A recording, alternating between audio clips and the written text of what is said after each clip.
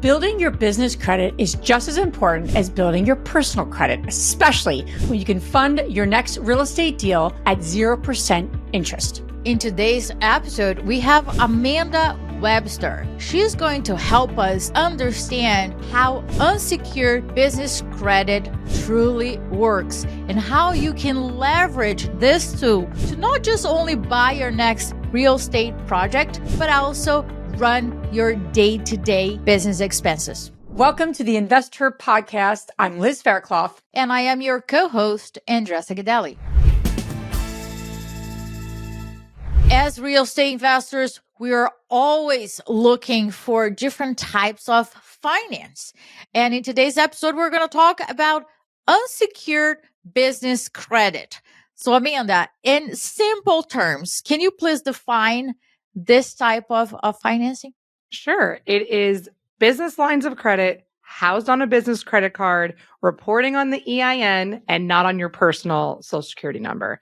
That is the easiest definition of that. So let's dive into this because now more than ever, especially the women listening, are looking for different ways, right? Different ways to fund their next deal, if you will. And these are women that have properties or have done some deals. So tell us a little bit about the process, right? And we want to get into all the, A to Z risks and benefits, but let's talk about the process itself. And so where does a woman want to start in this process of financing this in this approach? Yeah. So business credit has the lowest threshold of entry because you don't have to give tax returns, you don't have to give bank statements, none of that stuff.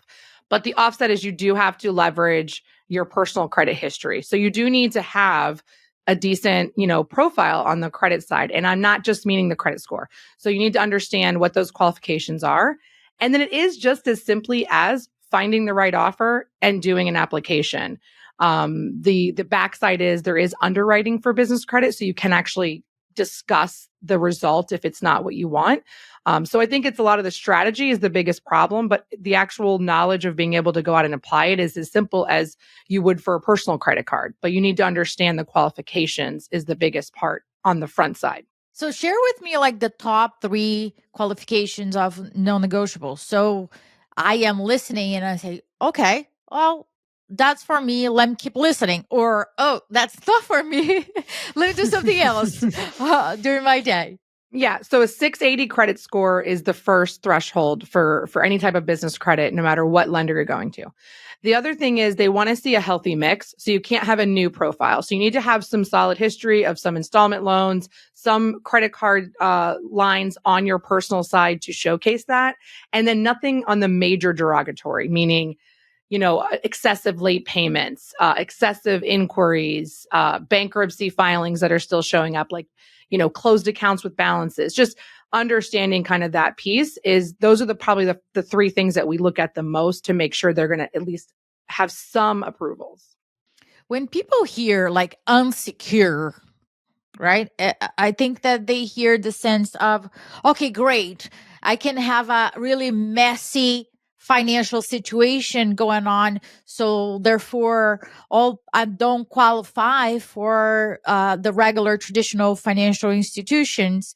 And then I'm going to just go on the insecure here. I don't know if that's just my thought. I'm not basing that on data or anything, but I think it's just a misconception that many times people assume. What are the other misconceptions that people have about unsecured business credit? Not understanding that you have to have a personal guarantee. So, and truly understanding what a personal guarantee means. It's not necessarily a bad thing, but understanding what it means. It's not going to show up on your personal, but it is going to be there in case you default, right? Because your business doesn't have enough equity, doesn't have enough, gross deposits to reach a point where they can trust it on its own, right? So it's a risk mitigation factor. I think the other thing is they don't understand that you can use this for anything. It doesn't matter that it's a business credit card from Chase, right? You can use it for anything if you understand the ways to do it and the legal following the rules way to do it. Just understanding that part. I think a lot of people think, oh, well, I can't swipe a credit card, so I can't use that. It's not true. There are people out there. There are companies that will help you get B2B, but it has to be B2B. You cannot pay yourself with business credit like you can technically with a business line of credit, because they're just going to give you the whole chunk in your bank account. But there's a huge amount of benefit that offset that one little restriction. So say I'm interested, right? Okay, you got my interest. I'm curious. So the personal credit situation has to happen first, the qualifications you just mentioned. Then is it a matter of determining what credit cards, or I guess credit companies, right, that I'm going to be a customer for? Is that the kind of the next step in the process? Yeah, it's understanding, who do you have relationships with? Because banking is all about relationships. So if you have a strong personal relationship with a lender, let's look and see if that one has some business offers over here. Also understanding that all business credit offers come with some type of rewards or point system that you can use for amazing things, but making sure you're choosing one that you'll actually utilize. Like if you don't fly a bunch, there's no reason to go get an American Airlines business credit card. But if you want versatility, then you want to go with someone like Chase or Bank of America or Wells Fargo, because they're more versatile on what you can get those points for. So it's understanding the offer, but also understanding how interest compounds on business credit and understanding intro periods of 0%, how long they are, what happens, what disqualifies you for that. So it's diving into the details. Unlike your personal credit card, you need to actually pay a little bit closer attention on the business side.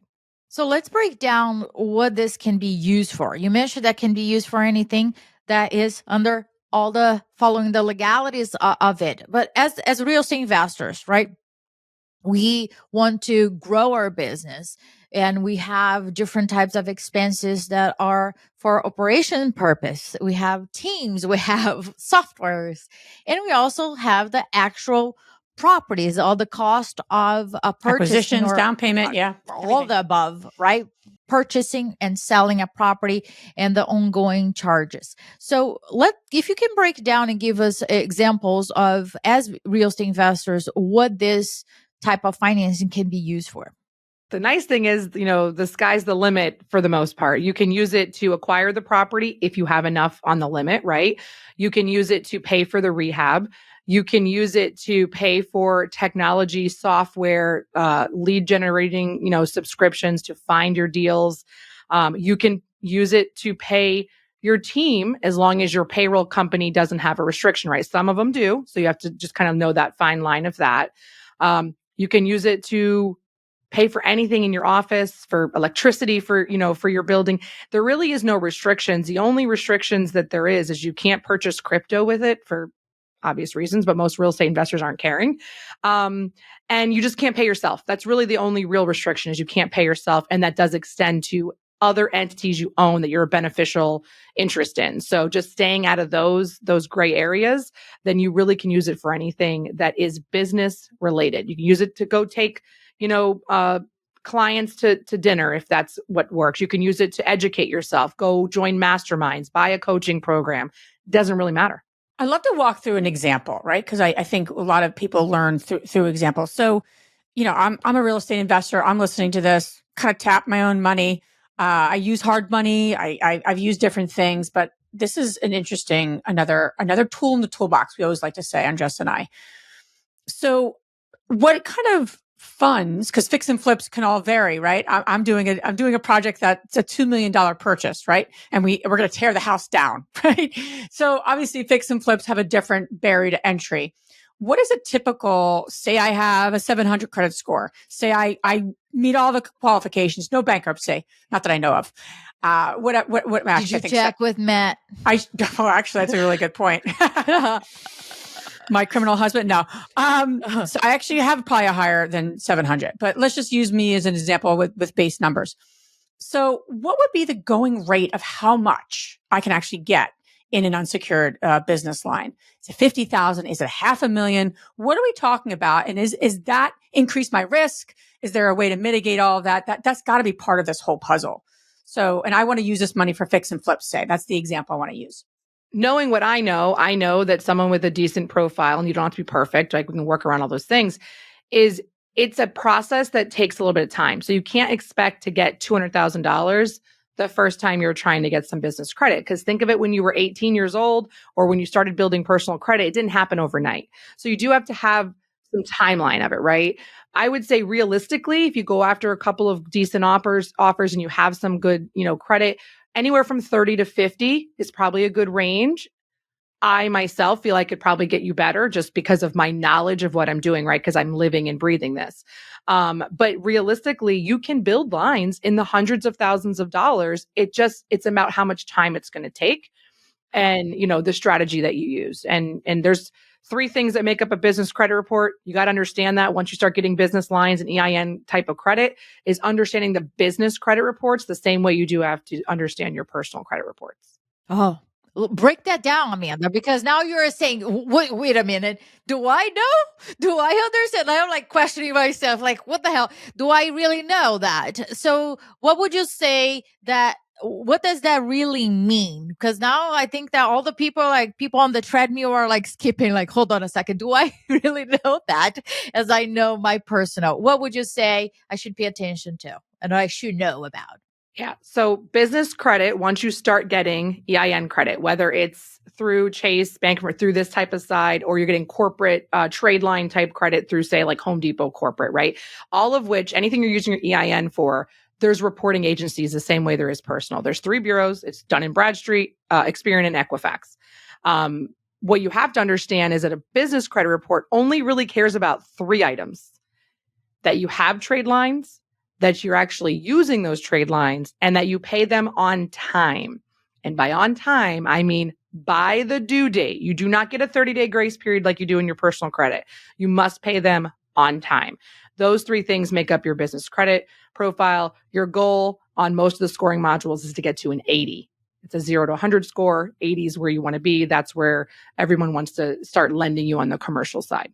Amanda, so if I don't know my business credit, where do I go to kind of check it out to see where am I at, if I am on the 80? I'm just as worried. No, I'm like, no, I'm not. I know where we are. I know where we are. But where people can go to check where they're at. Unfortunately, for business credit, it's not as easy or versatile to check like it is your personal. You can go direct to the credit bureaus that, Dun & Bradstreet, and Experian are the 2 that I care about. I'm not a big fan of the Equifax model, just my personal opinion. They're not cheap.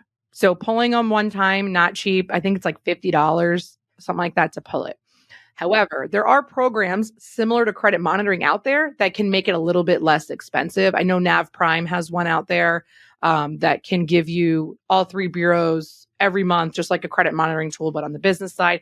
And there's some ancillary things they give. And I think it's like $20 or $30 a month. So like there are options. They're just not as easily available.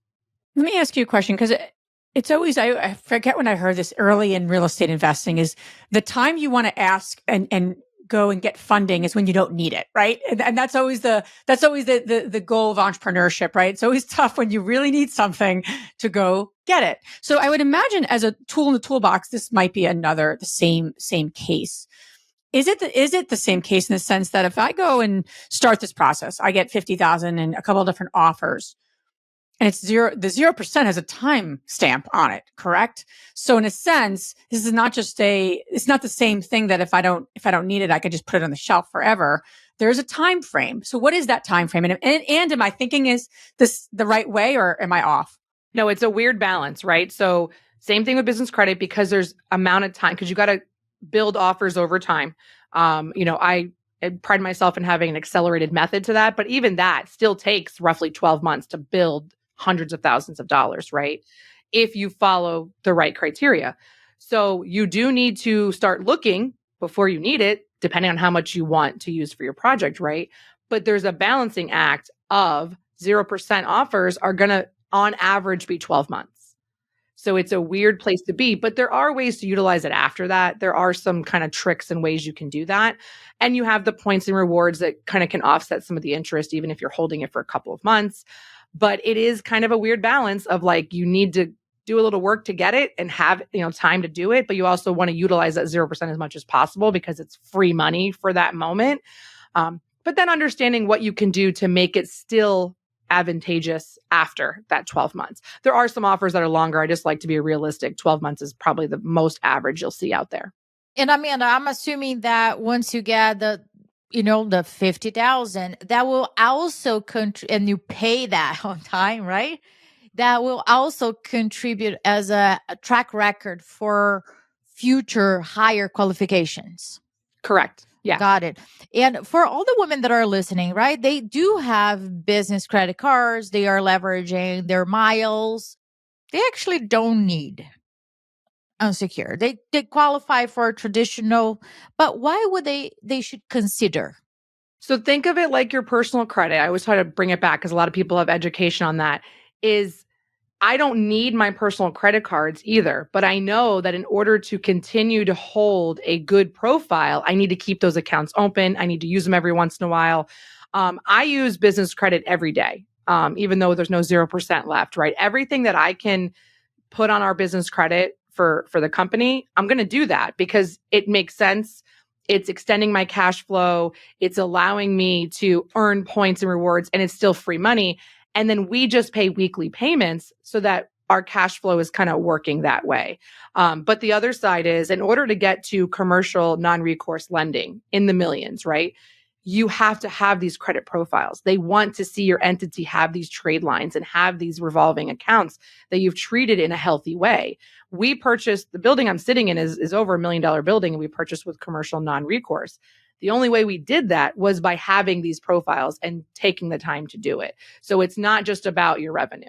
Amanda, you had said something earlier, and I think it's really important as a follow-up to what we're talking about here, is that this is bridge money. And we all understand bridge money because of the business we're in. We're all about buying something low, adding value, and repositioning, right? The asset, if you will, whether it's commercial or residential.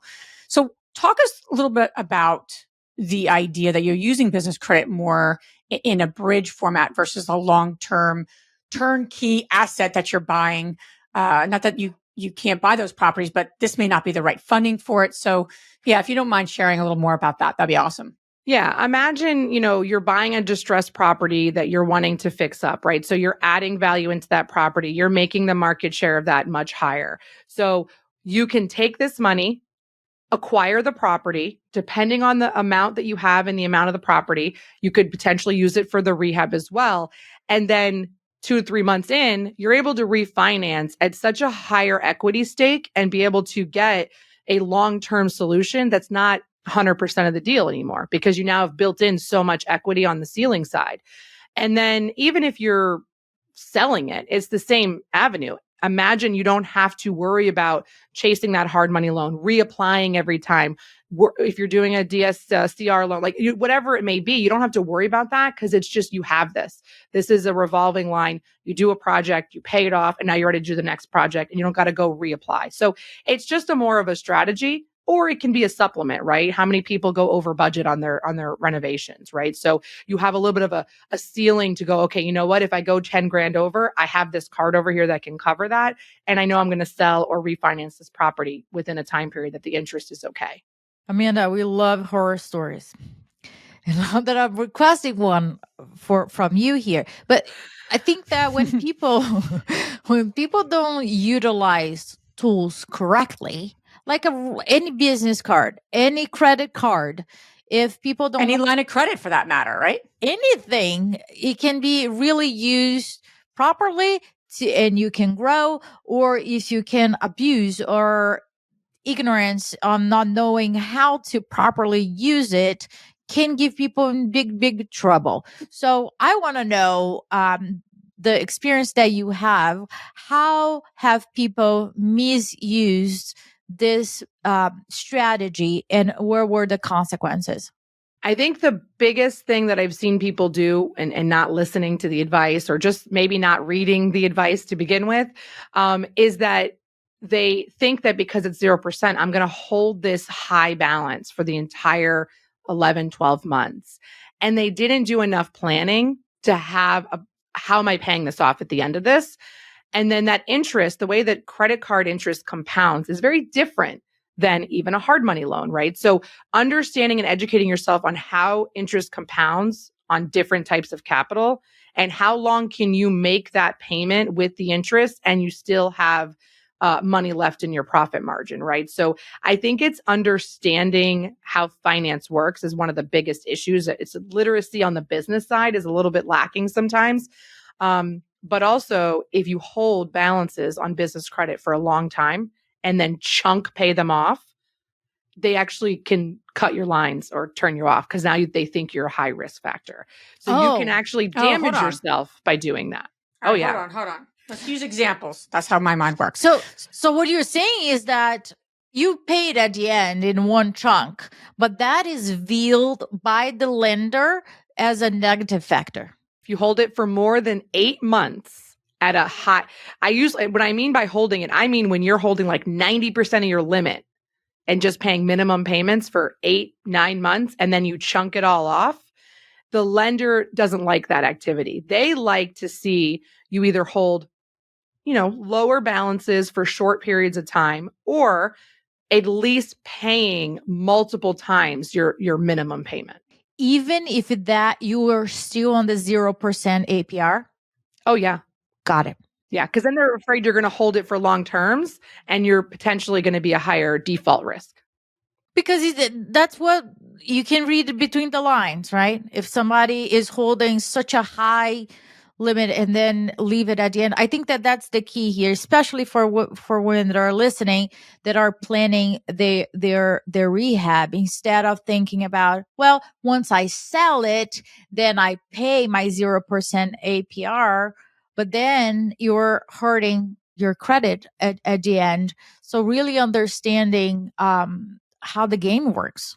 So is the same piece of that then if I got $50,000, say, of access through a couple of cards, maxing that $50K is not in my best interest? It's your payment history that matters on the backside of that. So maxing it out is fine. Unlike maxing personal, it out is fine. Yeah, so that's I have fine. $50K available and I pull all that $50K down. Okay. Yeah. I say 4 times the minimum payment is what I see as a healthy payment history. As long as they see you making those type of chunks, then your limit doesn't, your timeline no longer matters to that point. I always tell people, even on the personal side, this is true in personal credit too, but if you end up selling the property, right, and you get this big deal and you've been holding it for too long, I would span that over a couple of months to pay off versus chunking it all down. Unless you've been doing that 4 times minimum payment every month and they're seeing that healthy return, then it's not as worrisome. And also, most fix and flips aren't going to necessarily have a hold period of 8 or 9 months. Most of them are going to fall more in that 6-month period, which is okay. They're not going to worry about it. Then you chunk it out. It's fine. It's a weird thing that happens after that 8 months of holding that they look at the risk mitigations. Because of course they make their money when there's interest. So if you hold it, they're making interest. They're more worried about the default ratio. It's a blueprint, right? And I think that it forces investors to plan ahead, truly plan ahead. What I've seen, it's so many investors thinking about the lending piece and not taking consideration delays, contractors, weather, interest rate changing, interest reserve account for the interest payment, all the above. They simply borrow the rehab cost, not the cost of doing business, and that needs to come from somewhere. And what I feel is that many times people don't pay too much attention on the business cash flow, not just the property, but the business cash flow. And I do think that if you're listening and considering this strategy, it requires a different level of preparation and planning, which if we all think ahead, we'll be okay, right? But we see people really struggling in the middle of rehabs because they didn't count for that extra month of the sale, or the market shift and then that price point did not make it. I think that we really need to plan for the best, but also prepare for the worst case scenarios. And that doesn't go different when considering secure and unsecure line of credit. I think planning ahead and really understanding the rules of the game in order to, because it doesn't fit all. So for short term, that's great. But if it is a long term, it might not be. But really understanding I'm emphasizing for all of you that are listening, it's not for everybody, and you really need to understand the rules of the game here. And every single strategy that you hear us talking, to analyze, is this the right thing for me, for my business, and am I committed to do all of those in order to utilize successfully the tool. It's a tool at the end of the day. Two things I always say you want to be conservative on is managing the time and the money. And in a project that I'm heavily involved in right now, we're playing worst case scenario. Like, this is going to take us 18 months. Worst case scenario, it's going to cost X. Okay, how do we mitigate? What kind of cash do we need? Because we are using our HELOC. We're using our own line of credit, right? And cash and things. So those are all, I have to pay money on that. It's not free money, right? So important. Amanda, question about successes. We talked about some of the, the horror stories, or just where do you really need to be careful? Want to know what you've seen too, and when people use this the right way, how they can really use this as an accelerator, right? They can really use it as a step forward, not the only thing, but a tool, like we say in the toolbox. So any examples with that of where you've seen someone use this as a appropriate tool and how they did it? Yeah. My favorite success story happened to be a wholesaler, which is a little different, but still, in that lane. Is he came through our program that we do that accelerates it, and he was able to get access to a couple $100,000 in business credit, and he was able to leverage it the right way. And he 10 times his ability to have multiple projects, and he 10 times his income that year, and has grown from there, right? Once you get, a multiplier in there, you just keep going. But I think even on the, I had a BRRRR client that, didn't know this was available, right? Came through the program that we do. And it was amazing to see this person who went through a bad time in life, went to prison, was coming out, reinvented himself, and seeing him be able to go with not really having any money, utilizing business credit to do a BRRRR, which is perfect because you're always planning on refinancing it. And he was able to do in that 11-month period, he was able to do 4 times the amount of projects he thought he would be able to do, and utilizing all that with a 0% timeline. So he was able to get to a point where now he utilizes it a little bit differently, utilizes it for that overhead, for that, safety net. But he said, if that hadn't have been there, he doesn't even know that he would have been successful because he didn't have any other means. He didn't have the ability. He luckily had a good credit score because he had worked on that post getting out, but he didn't have any money, and nobody else would lend to him because of his criminal history. Wow. Discipline, right? I think that it requires discipline from people. It doesn't, he worked on his credit score and he followed the rules. That's the key. And in order to use more tools in the toolbox, you need to be able to manage what you have.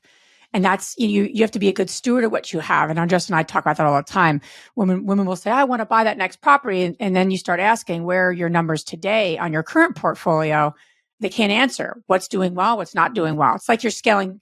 Justin, you like to say this, scaling chaos, right? And growing chaos. No one wants to grow any chaoticness of anything.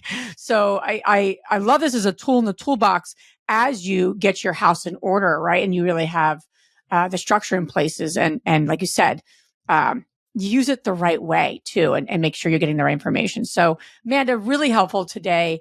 Where can everyone listening learn more about you and follow you on your journey? So I have a wonderful press page that puts together all the educational pieces I've done everywhere. And it's just fundandgrow.com/Amanda. And that'll give you access to, at the bottom, my social media. I like to put out a lot of educational pieces on business credit, leadership, kind of different things. But I've done a lot of article writing, so I like to share that with the world. Awesome. All this information you guys can find on our show notes. Amanda, pleasure having you here. Thank you so much for sharing all the knowledge about this tool. Thank you so much for having me. Thank you, Amanda.